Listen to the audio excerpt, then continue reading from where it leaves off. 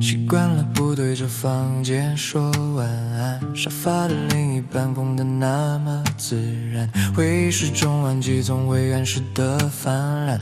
我收斂地保持沉默，跟自己冷戰。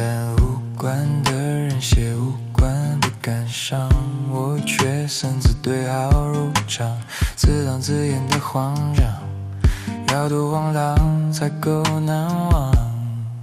忍住，我把想念忍住，像一個不敢違背的信徒，等待未知的懲罰降臨或寬恕。忍住，我把衝動都忍住，把所有洶湧吞入風暴，讓它在無聲的漩渦裡歸於虛無。有一部老電影陪我通宵，明明已上演着細膩的哭與笑，卻莫名貼近了角色的嘴角。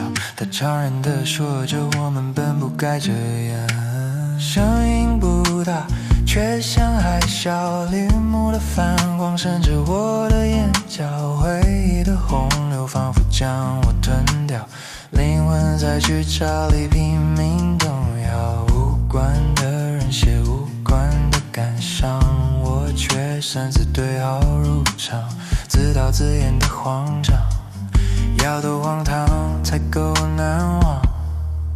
忍住，我把想念忍住，像一個不敢違背的信徒，等待未知的懲罰降臨或寬恕。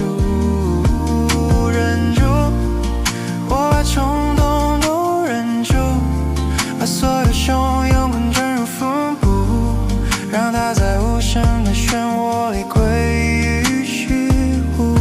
把所有波瀾許都掩埋，騙自己說這不算傷害，人到最後難道會有奇蹟到來？不如就讓我輸個痛快。忍住，我把想念忍住，像一個不敢違背的信徒，等待未知的懲罰降臨或寬恕。